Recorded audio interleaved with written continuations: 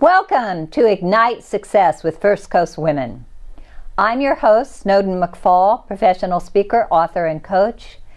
And today you're going to hear from terrific women who kindle new ideas, spark change, and fire up our community. We have a great show for you. You're going to hear from Anna Brosche, former City Council President and now mayoral candidate. You're going to hear from Vicky Zelen of Zelen Risk Solutions about what important insurances you should have to protect you and your family and your business. And you're going to hear from Dr. Grace Huxtable-Mount about why early childhood education is so important for your kids to be successful for the rest of their lives. And I'm going to share some news with you about why it's important for women to support and cheer each other on. So sit back, relax, and enjoy Ignite Success. Text BOOST to 82257 for your chance to win a free See Me Boost and a 30-minute service upgrade.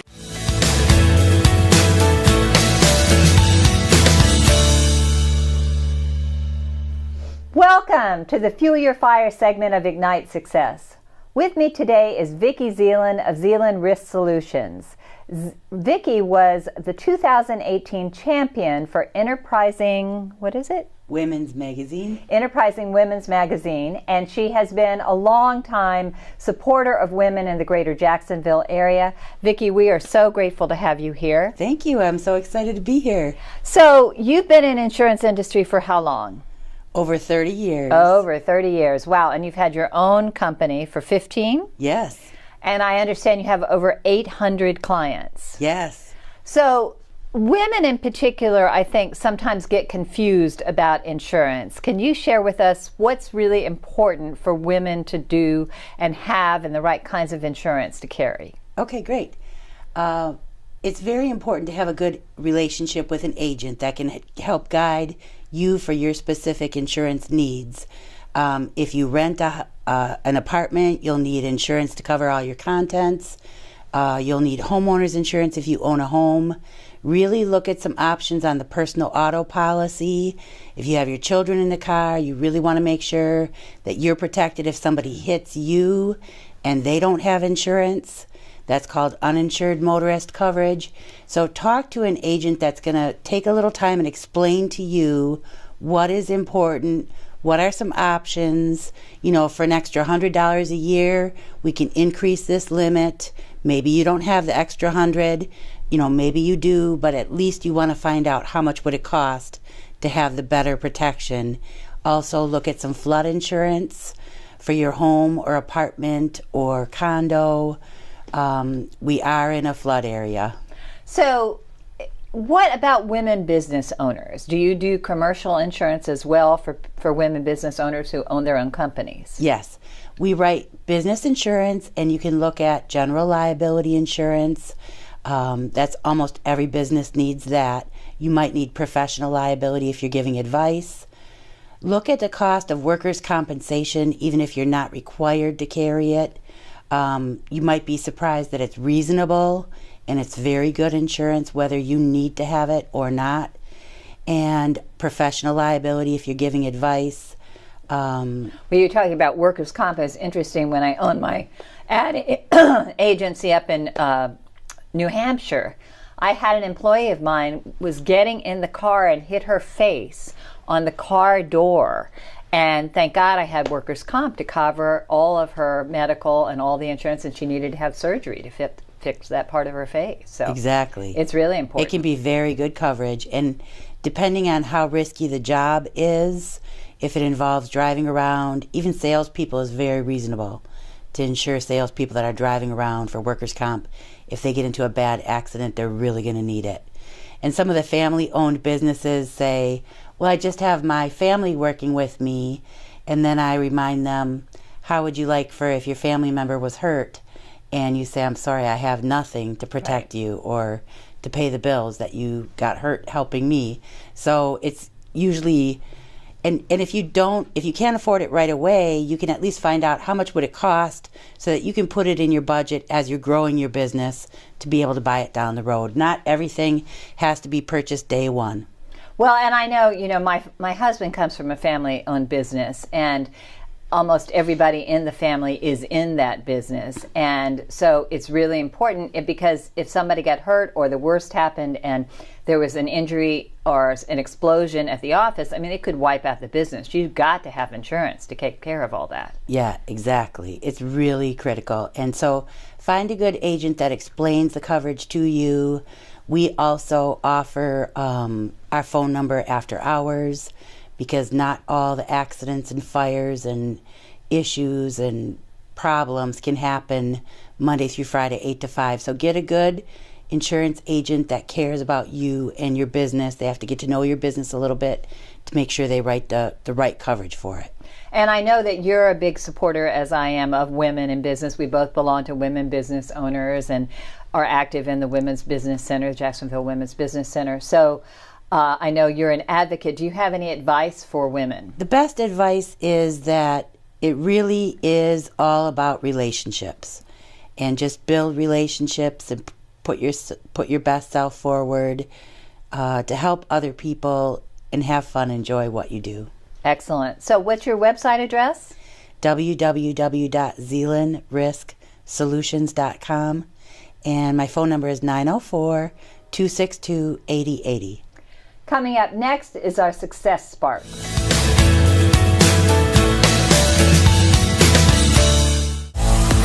Hey guys, what's the Jacksonville Buzz? I'm Adrienne. I'm Amy. And I'm Grant. And we're answering all your questions for where to eat, shop, and play. And we're always on the hunt for Jacksonville's best hidden gem. This is the Jacksonville Buzz.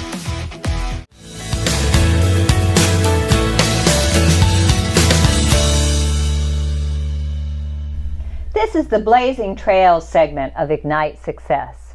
With me today is Anna Brosche. Anna is the managing partner for Ennis Pelham CPA. She's also been the city council president, and she is now running for mayor. Welcome, Anna. Thank you, Snowden. Good to be here.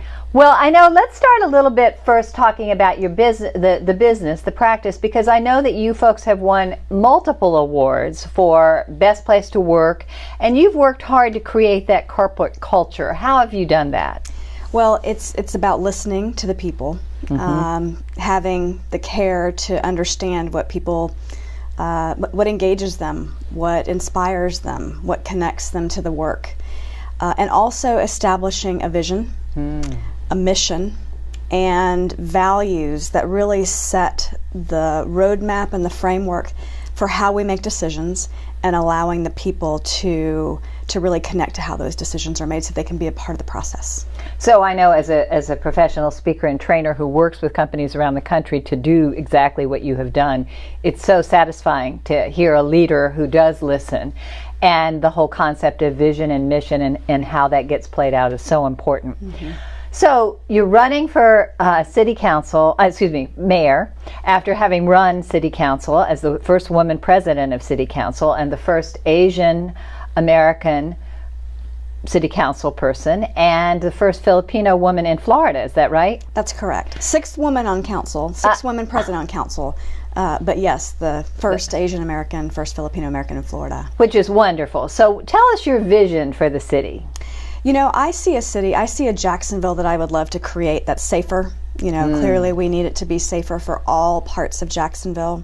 That's more inclusive, more community engaged, more transparent, and gives the people the tools that they need to hold their government accountable and to be a part of the process for implementing solutions. I'd love for us to get back to having more vibrant neighborhoods, more neighborhood leadership, that's really contributing to the landscape and the future of the city that we want to create. And can you talk a little bit more about, I know we're all concerned about crime. That's a big issue these days. What are your thoughts about how that can get improved? Well, we've spent a lot of time and energy and money in the enforcement side of things. And there are 3 legs to reducing crime. There are 3 legs there. That's prevention, intervention, and enforcement. And we need a balanced approach to making sure that we fund all of them. So we need to make sure everyone wants to be loved and feel a sense of belonging. And the city needs to work with all of its partners, nonprofits, the school system, to make sure that we provide our children with an opportunity to have positive pathways to success that don't involve belonging in gangs. And so it's about making sure that we're investing in reading in pre-K and elementary. It's about bringing vocational education back to schools. It's about parent education. And then layering everything that we can do from an education perspective and an engagement perspective, including ramping up our after-school and summer programming that we have for our kids. It's also about building up our neighborhoods, which I mentioned before. Right.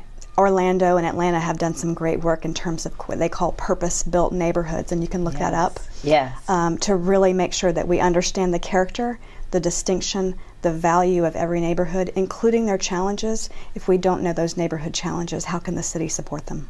Right. So purpose-built neighborhoods is such an important concept, makes such a difference. So I know it can't be easy running a campaign, and one of the things you've learned through the years as city council president is about not taking things personally. And I know, we're in a very volatile political world these days. How have you learned that concept? I know you've mastered it, and I know there's a book you rely on a lot. Can you tell us about that? Sure. It's called The Four Agreements. And the second and most important for me agreement is to not take things personally. It shares in the book that taking things personally is the highest form of selfishness. And so everyone has a different perspective. No two people are alike in the way that they see and experience the world. And we see everything based on how we've grown up and what we've experienced in the past. And so what someone does or acts and how I receive it might not be what they intended. And so just knowing that I have an opportunity to engage with people and understand what their actions and their statements mean, and that it's really about the way they see the world. So I think that's so important, and I think women in particular have a tendency to take things personally. So it's a great skill set to have mastered. And as far as inclusivity, how do you want to do that? How would you like to see that manifest in the city? Well, it's as simple as making sure that when you have meetings, that all the right people are at the meetings. Making sure that there's a respect for other organizations in the decision-making process, that everyone that should be a part of a decision is there. Leaders of the school system, as example, leaders of our independent authorities. However, moving beyond that, it's about making sure that those who are leading our city are a reflection of the community that we serve.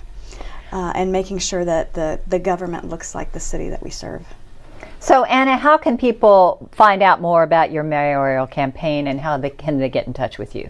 It is annaformayor.com. annaformayor.com. Yes. Well, thank you so much for being here. Good luck with your campaign. And coming up next is our Fuel the Fire segment.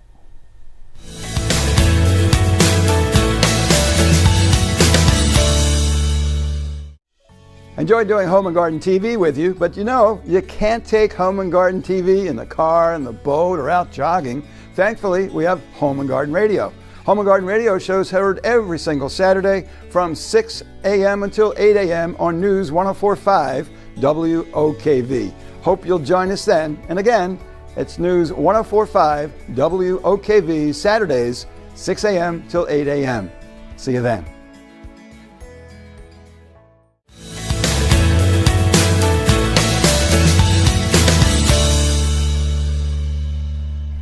This is the Success Sparks segment of Ignite Success. And with me today is Dr. Grace Huxtable-Mount. She is the owner of 3 franchises of the Learning Experience, which is a wonderful academic experience for young children. Welcome, Grace. Thank you. So, and I hear they're asking you to start a 4th center out of state. Is that right? Yes. I've been with the franchise for 10 years now. And I am very committed to helping the franchise growing myself. So I'll be traveling outside of the state of Florida to look into opening additional locations. That's exciting. So I know you're extremely dedicated to children and to early childhood education. Why is that so important? It's just always been something that I've just been very passionate about. I have always been a kid person. I was someone that babysat. I went to school to be an educator, and I realized that these are precious moments. It's a blessing to be able to work with young families who are just getting started, and we make such a big difference. Children that get this jump start in early childhood education, they're more prepared for school, they have a better attitude, and their parents are more prepared as well. So that age between 1 to 5 is pretty critical, is it not? It is. Research shows that the most brain development takes place. So why not take advantage of that and make the most of it? So between 1 and 5 is when the most brain development takes place in children. Birth to 5. Yeah. Birth to 5, which is so important. So what do you believe about children's education, and why is the learning experience so? I know it's a wonderful organization. I've had the opportunity to do some training with your teachers, and I know that they are extremely dedicated and all very knowledgeable. What do you feel is most important to bring to the childhood learning experience? I believe that when you make learning something that is fun and natural and accessible to everyone, it just opens doors. It really does. So you can just see the difference that you're making, the milestones and the energy. So we believe that children learn through play. So that's a big part of what we do at the learning experience. Learn, play, and grow. Yes, I've been to the facilities, and they're set up. They're so much fun. There's so many different activities to do, so many enrichment activities. And, you know, I think one of the saddest things is that schools now have taken out recess, which in so many places, and that's such a critical skill to be able to just play and learn through that playing. Yes, even as adults. Yes. You know, the things that we are passionate about are usually things that we think are fun. Right. So why do we skip that? Right. So that's a part of the approach for learning to be fun, and to also involve children developing and utilizing those motor skills, jumping, climbing, running, learning balance, stretching. We have a yoga program. So it's definitely, you know, woven into everything that we do. So you got a yoga program now. That's We do. cool. That's really fun. I've been a long-time yoga person, so I love that. And I know you also lived and taught in Japan. Is that correct? I did. What was that like for you? I view it as an honor and a privilege to have worked for the Department of Defense schools. So I was able to teach reading and language arts to children of active duty military members who were stationed in Okinawa, Japan. Wow. So I taught at a middle school there, and it was wonderful. It was wonderful to be a part of that and to serve, you know, our military community in that way. And you were still running your businesses here, your Yes. centers here, which Yes. is, that's always a challenge to do that internationally, although the internet has helped a lot. It has, and, you know, I like a challenge. I come from... And you had one there, yes. I come from a very hardworking family. It's an expectation to just always do all that you can do. So... And so curriculum-wise, how do you develop the curriculum, and how do you plan that out with your children? Well, at the Learning Experience, because we are a part of a franchise, we do have a very big curriculum department, which I actually am now a member of the corporate curriculum committee. So I get to be a part. Yes, I get to be a part of the development phase, and it's wonderful. It's standards-based, it's aligned with assessments, and it's all geared to prepare children for success and kindergarten readiness.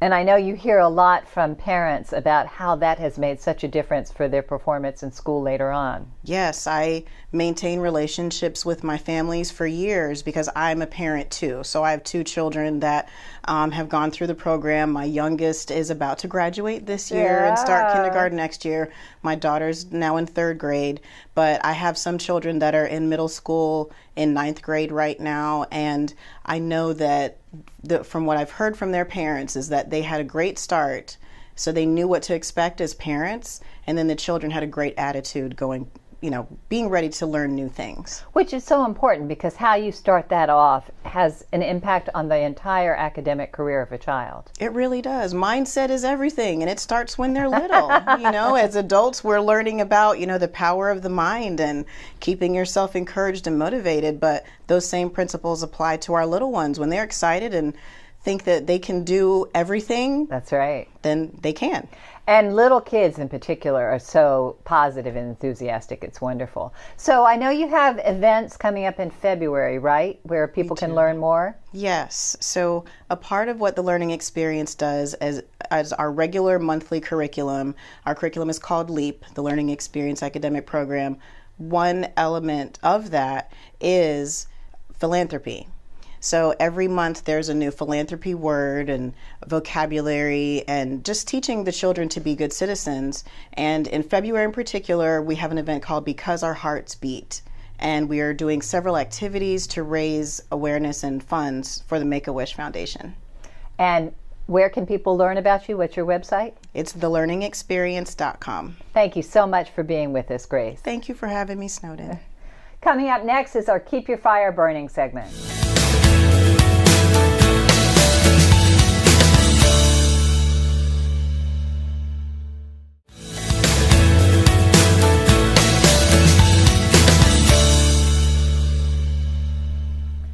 This is the Keep Your Fire Burning segment of Ignite Success.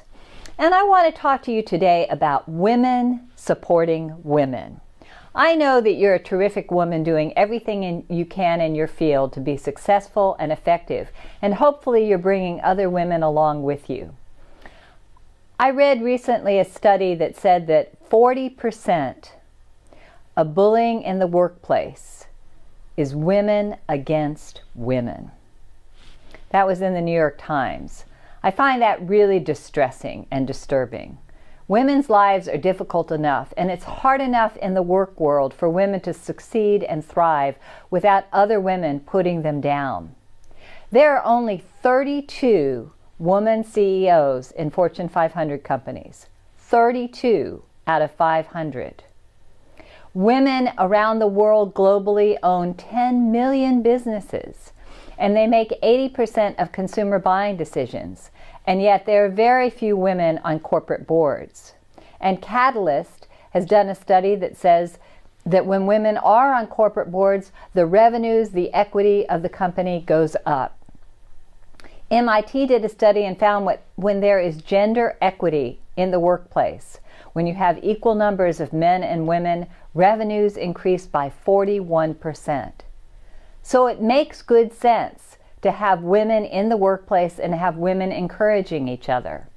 Madeleine Albright, former Secretary of State, said there's a special place in hell for women who do not support other women, who do not help other women. So how can you make a difference here? How can you change the situation, and how can you improve the work environment for women? Well, the first thing is for you to be you. Be the best you can be. Thrive at work. Demonstrate excellence. Share your creativity, your innovation, your ideas, and succeed beyond anyone's wildest dreams. Shine your light brightly. And bring other women along with you. If you're a leader or a manager or a CEO, encourage the women in your organization to speak up, to share their ideas. Always speak up in meetings yourself and bring other women along and praise them. Give them specific and public praise. Don't speak ill of other women. That's one of the things that I find so disheartening is when women gossip and backstab. And don't take things personally. I went to a seminar in my early part of my career that Dun & Bradstreet put on, and one of the most powerful messages it had was, other people's behavior is always about them, not about you. So if someone comes in and they're surly to you at the office, you didn't do anything wrong. Perhaps they got in an accident on the way to work, they got bad news about a family member, they may have had a fight with a loved one. You don't know, but it has nothing to do with you, so don't take it on. For me, that was incredibly liberating to discover that I was not responsible for the behavior of others, and neither are you. Don't compare yourself to others. Oprah Winfrey said, comparison is the thief of joy, and it does not serve us. Social media doesn't help with that, where women inevitably compare themselves to other people and find themselves coming up short. You can use social media for good. you can use it as a tool not only to promote what's going on in your world and in your business, but also to promote other women.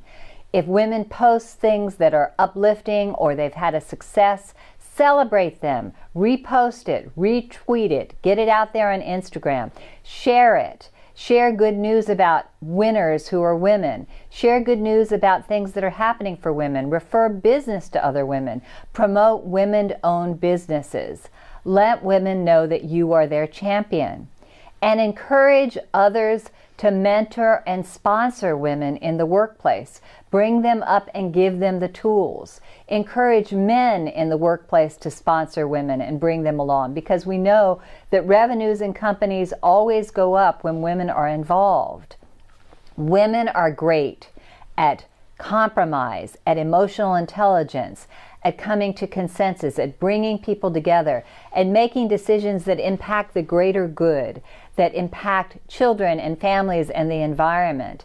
And women's intelligence and creativity, more and more these days, is demonstrating innovations everywhere. So you want to encourage and wholeheartedly promote women in your environment. We've just had the opportunity today to hear from Anna Brosche, who's running for mayor. There are several women running for city council, and there are several men running for city council. I want to encourage you as a woman, no matter who you support, male or female, that you get out and vote, because as women in this world today, it's so important to remember that we fought hard, long and hard. My grandmother worked with Eleanor Roosevelt to get the vote for women. We want to make sure that you use that you vote, that you share your voice, and that you be as successful as you can in the workplace and bring other women along with you. You encourage them, you support them, and be known as an advocate and a champion for other women. And together, when women do that, we can set the world on fire.